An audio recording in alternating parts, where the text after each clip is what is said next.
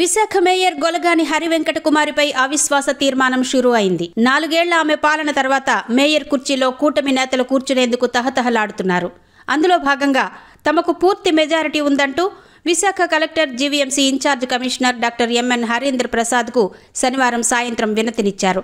మేయర్గా తమకు అవకాశం ఇవ్వాలని, నిబంధనల మేరకు తమకు మెజారిటీ ఉందని, కౌన్సిల్ నిర్వహిస్తే తమ బలాన్ని నిరూపించుకుంటామని నేతలు కలెక్టర్ వద్ద స్పష్టం చేశారు. వాస్తవానికి 11 నెలల మిగతా పాలనకు ఇప్పటికిప్పుడు మేయర్ను గద్దెదించాలంటే కూటమి పార్టీలకు 74 వరకు కార్పొరేటర్ల మద్దతు ఉండాలి.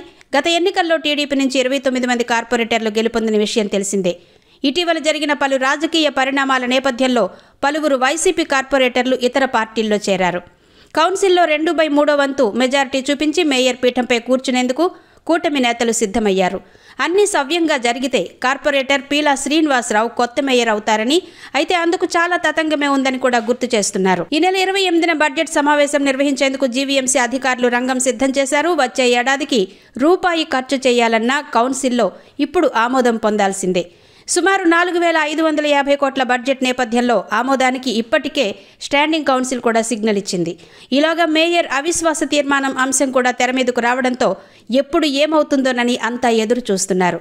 ఇదిలా ఉంటే విశాఖ కలెక్టరేట్లో జిల్లా కలెక్టర్ను కలిసి జీవీఎంసీ మేయర్పై అవిశ్వాస తీర్మానానికి సంబంధించి కూటమి నేతలు వినతి పత్రాన్ని అందచేయడంతో రాజకీయం వేడెక్కింది.